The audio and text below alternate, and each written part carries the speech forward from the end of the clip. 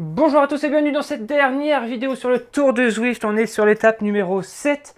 À savoir que je n'ai pas pu faire l'étape numéro 7 dans les temps impartis. Mais heureusement, Zwift fait des séances de rattrapage qui va nous permettre de la faire cette étape 7 et de pouvoir terminer ce tour.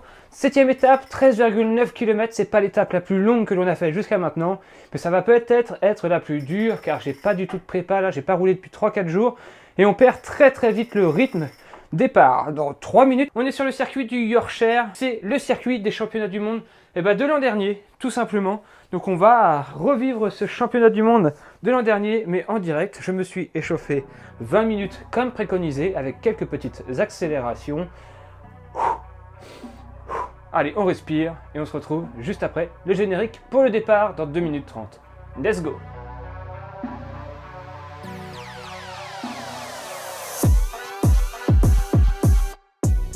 Allez, on est sur les dernières séances disponibles. Si vous regardez cette vidéo, je pense que à la date où vous allez la regarder, vous ne pourrez plus faire ce tour de Zwift.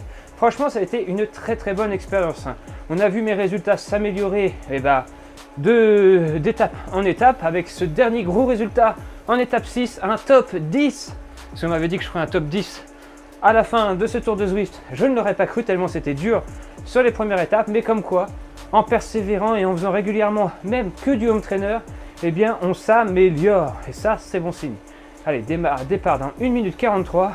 Bonjour de Chambéry, nous dit Johan. Hop, on va d'ailleurs démarrer l'enregistrement. Voilà, bonjour de Chambéry. Salut à toi, Johan. Allez, on va se concentrer. Ça va être encore un effort intense. 13,9 km sur le papier. C'est pas énorme, mais sur Zwift, c'est pas la distance qui compte, c'est le rythme. Et si ça va très vite, je peux vous dire que ça va être très dur. Hop, je vais lui répondre. Bonjour de Normandie. Voilà. La dernière course a été remportée par un Normand, ou l'avant-dernière. Donc on y croit pour celle-ci. Encore un Français qui rejoint. 19h30. C'est l'heure de manger, mais non, pour certains, c'est l'heure de Zwifter. 2-3. Regardez ça. Bonjour de Chambéry, de Normandie, 2-3. On est pas mal de Français sur cette étape et ça fait plaisir. Encore une fois, merci pour le ride-on. Et c'est parti pour l'étape numéro 7. Est-ce que je vais pouvoir commenter un peu en live? Comme toujours, rien n'est moins sûr.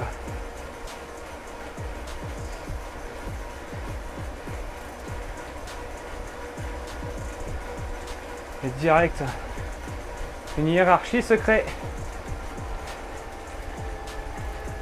Alors, j'ai pas du tout reconnu le parcours, donc je sais absolument pas ce que ça va donner. Au vu du parcours qui s'affiche en haut à droite de l'écran sous forme de dénivelé, pas d'énormes bosses pour ce parcours, mais beaucoup de faux plats montants et assez longs. C'est le genre d'effort qui peut me convenir, alors ça me motive. Ah, Bonneville. Et à nouveau ici, on avait fait la dernière course ensemble. C'est bien.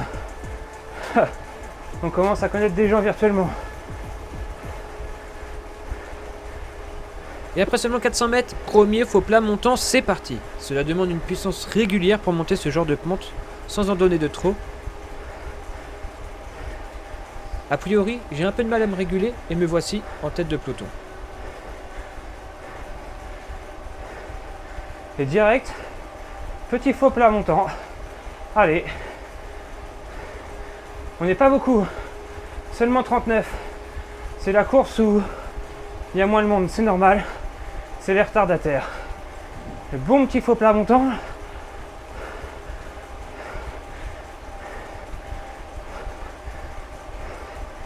Et on a une fille avec nous là. 1,5 km de faux plat montant avec une pente moyenne de 4% environ. Effort que j'arrive à absorber assez aisément dans ce début de parcours. Allez, les Français qui sont à l'avant du peloton. Ça fait plaisir. On contrôle la course. Je me retrouve d'ailleurs en tête avec un léger écart qui se crée sur la suite de la course, mais rien de fou, ça va revenir sur moi une fois le faux plat fini et j'aurai dépensé de l'énergie inutilement. Il y a une petite cassure à l'arrière.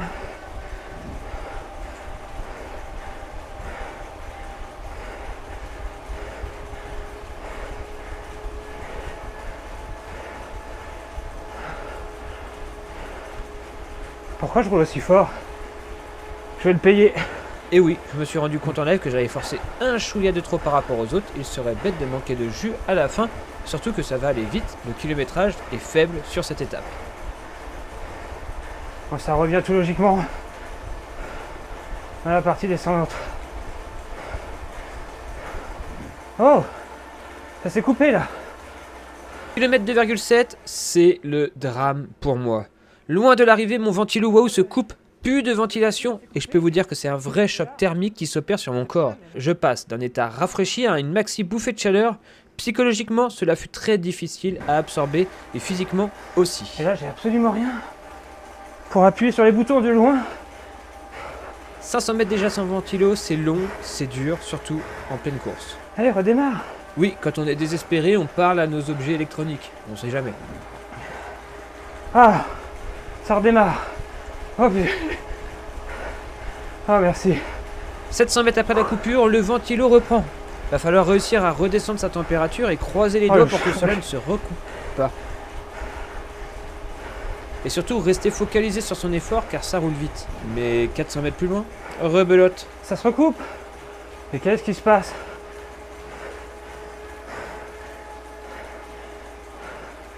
Il va y avoir des interférences. Bon, je vais vous la faire court. Le ventilo n'a cessé durant toute la race de se couper et redémarrer. Des chocs thermiques comme pas possible, un coup de chaud, un coup de froid.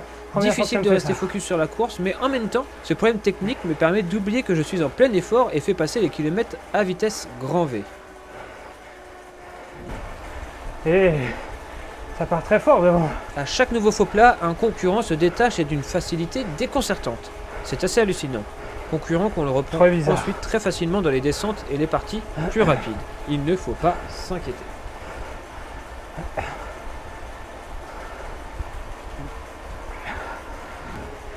« 5,7 km, nouveau faux plat montant à 4%. Les jambes commencent à être dans le dur. Oh. Déjà, on n'est même pas pique, à là. mi-race.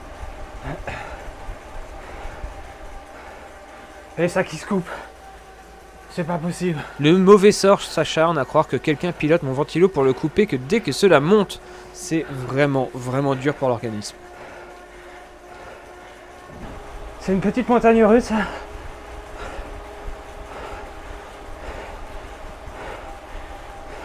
Oh, ça coupe, ça démarre. C'est pas possible. Et ça calme l'organisme. Les coups de chaud que je me prends. Kilomètre 7,7, une vraie bosse. 7-8%. Faut se mettre debout sur les pédales et ne pas laisser partir devant, sinon la course est finie pour nous.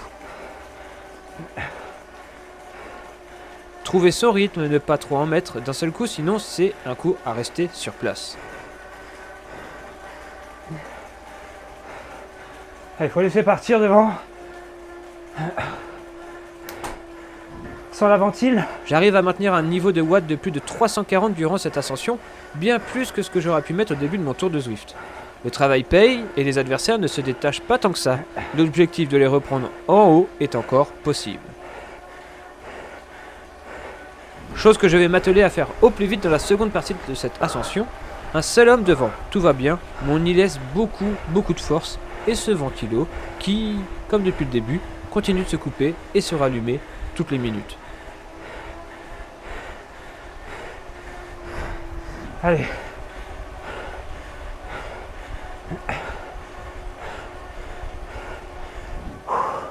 En haut de la bosse, encore 5 km à réaliser. J'ai rarement eu mon cœur aussi haut, aussi loin de l'arrivée. Va falloir réussir à gérer pour le redescendre tout en ne laissant pas partir mes concurrents pour viser une place. Mais c'est encourageant, jamais été aussi près de l'arrivée, aussi bien placé, ça motive. Kilomètre 10, tout le monde est regroupé, tout est à refaire pour tout le monde, c'est ultra motivant d'être si près du but. 11e kilomètre, ça roule toujours aussi fort, j'enroule et appuie sur les pédales, et j'y crois toujours.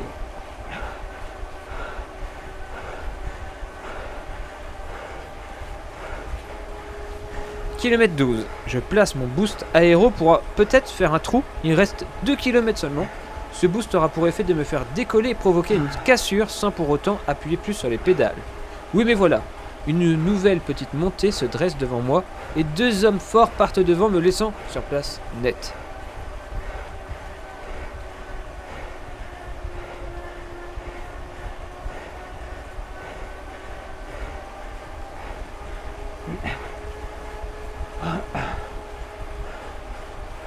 Il reste à ce moment encore 1 kilomètre. Je vous laisse sans commentaire le dernier kilomètre, un regroupement s'opère, il va falloir jouer des coudes pour attraper une place sur le podium et surtout, tout, quand je vous dis tout, c'est vraiment tout donner.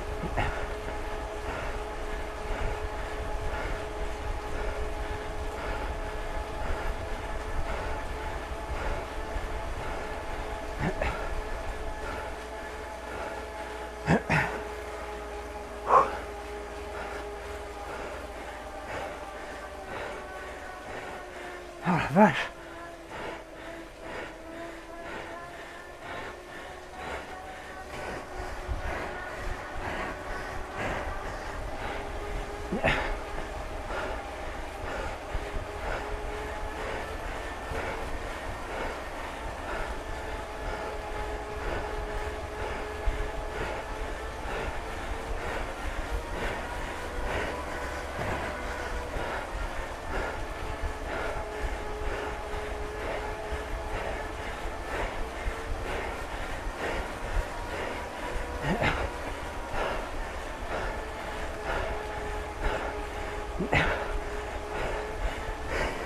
Allez!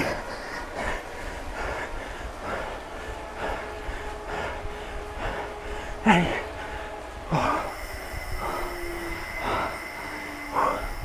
Oh non!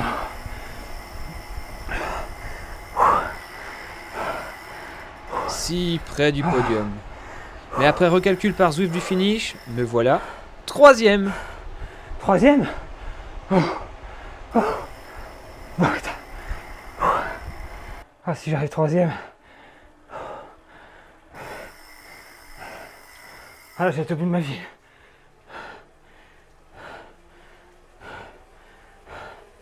Bon bah voilà.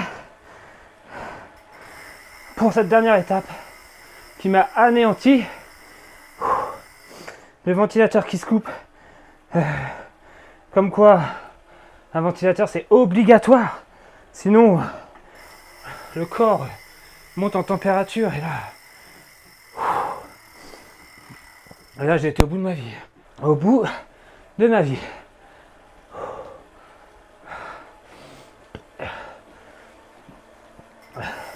Bon écoutez, on fera un bilan de ce tour de Zwift dans une dernière vidéo pour à vous dire un peu les bienfaits et surtout les évolutions que j'ai pu ressentir sur ce logiciel en pratiquant pendant 3 semaines des courses et des entraînements à hauteur d'environ 120-130 km par semaine.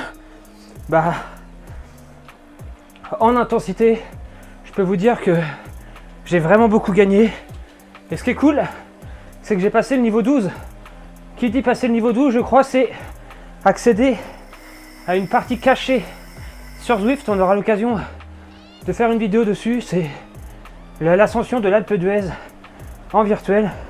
Donc ça, c'est cool. Mais là, le souffle.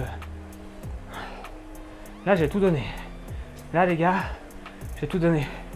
Allez, on finit donc 3e de cette race. Je vous mets les scores là dans la vidéo. Je suis vraiment content de mon score. Allez, on fait un petit cooldown et on se retrouve pour une prochaine vidéo pour le bilan du Tour de Zwift. Merci à tous de regarder cette série. Allez, moi, je vais souffler et aller manger, remplir un peu le ventre, mais tranquillement. Ciao tout le monde. 3e, meilleur score 2020. Dernière course, meilleur score. Ça montre l'évolution. Ciao tout le monde. Et petite aparté pour terminer, nouvelle FTP détectée, 304 watts. On a commencé, on était à 250 et maintenant on est à 304 watts. On tient le bon bout. Allez, il est temps de retourner sur la route pour voir un peu ce que ça donne.